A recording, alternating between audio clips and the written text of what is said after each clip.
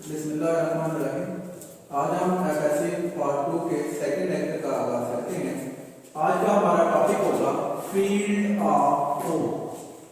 Number 1 हमारा chapter है Newton gravitational law and Coulomb law help to calculate the forces.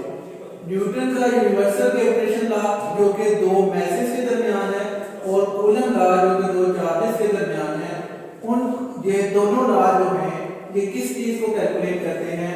Forces की magnitude को, direction को, both या नन।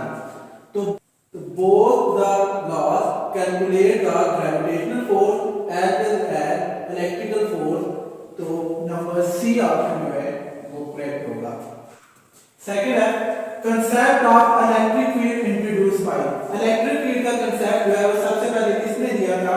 कूलम ने, फैराडे ने, हर्ट्ज ने या न्यूटन ने। तो इलेक्ट्रिक फील्ड का जो कंसेप्ट है वो माइकल फैराडे ने दिया था। तो नंबर बी ऑप्शन जो है वो दुरुस्त होगा। नंबर 3 ऑप्शन है it is the property that an electric field exist around a charge. ये चार्ज की कौन सी प्रॉपर्टी है कि उसके अराउंड एक इलेक्ट्रिक फील्ड प्रोड्यूस हो जाता है? एक्सट्रिंसिक, इंट्रिंसिक, बोथ या नॉन। तो ये चार्ज की इंट्रिंसिक प्रॉपर्टी होती है कि जहां पे भी कोई चार्ज मौजूद होगा उसके अराउंड एक इलेक्ट्रिक फील्ड प्रोड्यूस हो जाएगा। तो नंबर बी ऑप्शन जो है वो करेक्ट होगा। नंबर 4 है a static charge produce around it. एक चार्ज रेस्ट की हालत में अपने अराउंड कौन सा फील्ड प्रोड्यूस करता है? Magnetic field, electric field, chemical field या ऑल ऑफ दी। तो एक इलेक्ट्रिकल चार्ज रेस्ट की हालत में अपने गिर्द सिर्फ और सिर्फ इलेक्ट्रिकल फील्ड पैदा करता है। नंबर बी ऑप्शन जो है वो करेक्ट होगा। जबकि मैग्नेटिक फील्ड जो है due to motion in charge जो है वो प्रोड्यूस होता है। नंबर 5 है electric field strength is defined है। इलेक्ट्रिक फील्ड स्ट्रेंथ को हम कैसे डिफाइन करेंगे? तो इलेक्ट्रिक फील्ड स्ट्रेंथ का फार्मूला है the force applied per unit charge. तो फोर्स पर यूनिट चार्ज जो है इसको हम इलेक्ट्रिक फील्ड स्ट्रेंथ कहते हैं। तो नंबर ए ऑप्शन जो है वो करेक्ट होगा। नंबर 6 है the value of test charge should be. ये बात तो क्लियर है कि हर चार्ज के अराउंड एक इलेक्ट्रिक फील्ड प्रोड्यूस होता है, लेकिन हम उस फील्ड को तब तक टेस्ट नहीं कर सकते जब तक कोई दूसरा चार्ज उसके फील्ड के करीब ना लाया जाए। अब जो दूसरा चार्ज टेस्ट चार्ज होगा उसकी अपनी वैल्यू इतनी स्मॉल होनी चाहिए कि वो ओरिजिनल फील्ड को डिस्टर्ब ना कर सके। तो इसलिए टेस्ट चार्ज की जो वैल्यू है वो स्मॉल, वेरी स्मॉल, लार्ज या वेरी लार्ज। तो टेस्ट चार्ज की अपनी वैल्यू जो है वो वेरी स्मॉल होनी चाहिए। तो नंबर बी ऑप्शन जो है वो करेक्ट होगा। नंबर 7 है unit of electric field intensity. Electric field intensity का जो यूनिट है उसको हम किस तरह डिफाइन करेंगे? तो इलेक्ट्रिक फील्ड इंटेंसिटी का फार्मूला है force applied per unit charge. तो फोर्स का यूनिट न्यूटन और चार्ज का यूनिट कूलम। तो ये यूनिट बन जाएगा न्यूटन पर कूलम। तो नंबर सी ऑप्शन जो है वो करेक्ट होगा।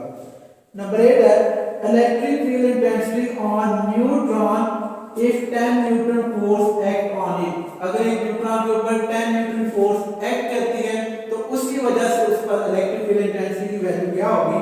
तो electric field intensity due to a single charge 1/4πε0q/r²।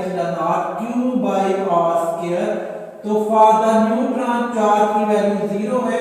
तो जब आप यहाँ पे q की वैल्यू 0 पुट करेंगे तो इलेक्ट्रॉन न्यूट्रॉन के ऊपर अमल करने वाली इलेक्ट्रिक फील्ड इंटेंसिटी जो है वो 0 होगी। तो नंबर डी ऑप्शन जो है वो करेक्ट होगा। नेक्स्ट हमारे पास नंबर 9 है dimension of electric field intensity. Electric field intensity की डायमेंशन जो है वो क्या होगी? इलेक्ट्रिक फील्ड इंटेंसिटी का फार्मूला है electric field force applied per unit charge. Force का यूनिट न्यूटन, चार्ज का यूनिट कूलम। करंट की बात करें तो करंट की डेफिनेशन है Q/T। तो Q is equal to current multiply by time. तो चार्ज का यूनिट कूलम, करंट का एंपियर और टाइम का सेकंड। तो न्यूटन जो है वो इक्वल होता है kilogram metre per second square और चार्ज की वैल्यू है एंपियर सेकंड। अगर हम ये तमाम वैल्यू को कंबाइन करें kilogram metre per ampere second cube. और अगर आप इसको डायमेंशन में लिखें किलोग्राम सेकंड t की -3। तो हमारे पास ये डायमेंशन बनेगी mn a की -1 t की -3। तो नंबर सी ऑप्शन जो है वो करेक्ट होगा। नंबर 10 है a charge of 4 coulomb in the field of 4 newton per coulomb then the value of force is। अगर चार्ज की वैल्यू 4 कूलम हो और उस पर अमल करने वाली इलेक्ट्रिक फील्ड इंटेंसिटी की वैल्यू 4 न्यूटन पर कूलम हो तो फोर्स की वैल्यू क्या होगी? तो electric field intensity force apply पर यूनिट चार्ज, तो force is equal to electric field intensity multiply by q। तो इलेक्ट्रिक फील्ड इंटेंसिटी की वैल्यू भी 4 है, चार्ज की वैल्यू भी 4 है, तो उस पर एक्ट करने वाली फोर्स की वैल्यू 16 न्यूटन होगी। तो नंबर बी ऑप्शन जो है वो करेक्ट होगा। नंबर 11 है an electric field can deflect. Electric field जो है वो किन पार्टिकल को डिफ्लेक्ट कर सकता है? इलेक्ट्रिक फील्ड 4 पार्टिकल को डिफ्लेक्ट कर सकता है, क्योंकि 4 पार्टिकल के अराउंड इलेक्ट्रिक फील्ड प्रोड्यूस होता है और एक इलेक्ट्रिक फील्ड दूसरे इलेक्ट्रिक फील्ड के साथ इंटरेक्ट करता है। तो न्यूट्रॉन, एक्स-रे, गामा रे या alpha particle, neutron neutral particle है, एक्स-रे न्यूट्रल पार्टिकल है, गामा रे न्यूट्रल है। तो चार्ज जो है वो किसके अराउंड प्रोड्यूस होगा? अल्फा पार्टिकल के अराउंड। तो इलेक्ट्रिक फील्ड जो है वो 4 पार्टिकल अल्फा पार्टिकल को है डिफ्लेक्ट करेगा। नंबर 12 है an electric field can not deflect. Electric field किसको डिफ्लेक्ट नहीं कर सकता? इलेक्ट्रिक फील्ड जो है वो न्यूट्रल पार्टिकल को डिफ्लेक्ट नहीं कर सकता। तो neutral particle X-ray, alpha particle, beta या इलेक्ट्रॉन, इलेक्ट्रॉन पे नेगेटिव चार्ज, बीटा पार्टिकल पे नेगेटिव चार्ज, अल्फा पार्टिकल पे पॉजिटिव चार्ज। तो एक्स-रे न्यूट्रल है तो इलेक्ट्रिक फील्ड इनको डिफ्लेक्ट नहीं करेगा। नंबर 13 है the electric field intensity eight infinite distance from the charge. जब चार्ज से डिस्टेंस इनफाइनाइट होगा तो इलेक्ट्रिक फील्ड स्ट्रेंथ की वैल्यू क्या होगी? तो इलेक्ट्रिक फील्ड स्ट्रेंथ जो है वो 1/4 pi epsilon r q over r square. तो इलेक्ट्रिक फील्ड इंटेंसिटी डिस्टेंस के स्क्वायर के इनवर्सली प्रोपोर्शनल है। अगर आप डिस्टेंस को इनफाइनाइट कर देंगे तो इलेक्ट्रिक फील्ड इंटेंसिटी 1/∞, तो इलेक्ट्रिक फील्ड इंटेंसिटी की वैल्यू 0 हो जाएगी। तो नंबर बी ऑप्शन जो है वो करेक्ट होगा। और field line and equal potential surface of orbit. Equal potential surface जो है वो एक 3 डायमेंशनल सरफेस है और फील्ड लाइन जो है वो हमेशा उसके साथ परपेंडिकुलर होती है। तो नंबर बी ऑप्शन जो है वो करेक्ट होगा। नंबर 15 है the force per unit charge is known as. The force applied per unit charge is known as electric field intensity. तो इसका जो जी ऑप्शन होगा वो दुरुस्त होगा। नंबर 16 है the direction of force on test charge will be the direction of. Electric field intensity की value को फाइंड करने के लिए, इलेक्ट्रिक फील्ड स्ट्रेंथ को डिटरमाइन करने के लिए जो हम एक यूनिट चार्ज की करीब लेके आते हैं, तो यूनिट चार्ज की जो डायरेक्शन होती है वो इलेक्ट्रिक फील्ड इंटेंसिटी की डायरेक्शन को रिप्रेजेंट करता है। तो नंबर ए ऑप्शन जो है वो करेक्ट होगा। नंबर 17 है electric field strength and electric field intensity are same, opposite, positive या नेगेटिव। इलेक्ट्रिक फील्ड स्ट्रेंथ का दूसरा नाम इलेक्ट्रिक फील्ड इंटेंसिटी है। तो ये दोनों एक ही चीज के दो नाम हैं, इसलिए दोनों सेम क्वांटिटी हैं। तो नंबर ए ऑप्शन जो है वो दुरुस्त होगा।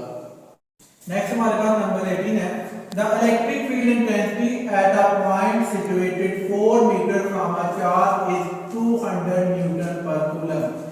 At a distance of 4 meter, electric field intensity की value है 200 Newton per coulomb.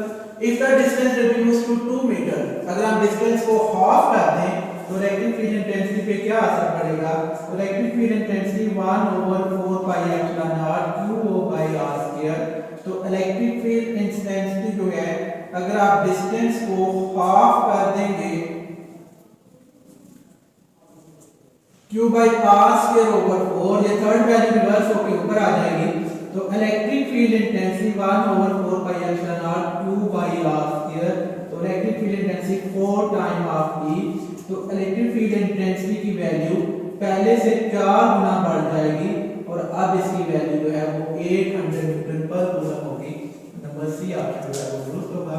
नंबर 19 है electric field intensity is the quantity electric field intensity कौन सी क्वांटिटी है, स्केलर, वेक्टर, बेस या नॉन वेक्टर है। तो basically electric field intensity is the force applied per unit charge. तो इसकी direction होगी क्या, जो इलेक्ट्रिक फोर्स की डायरेक्शन होगी, तो ये एक वेक्टर क्वांटिटी है। इसके साथ ही आज हमारे एफएससी पार्ट 2 के लेक्चर नंबर 2 का इख्तिताम होता है। अगर आपने हमारा चैनल सब्सक्राइब नहीं किया तो इसको सब्सक्राइब करें, लाइक करें और दूसरे स्टूडेंट के साथ शेयर करें। और अगर आपको इन एमसीक्यू के किसी भी पॉइंट पे कोई डाउट हो या कोई बात आपको समझ ना आ रही हो तो आप कमेंट में पूछ सकते हैं, इंशाल्लाह आपको उसका रिप्लाई दिया जाएगा। Thank you very much.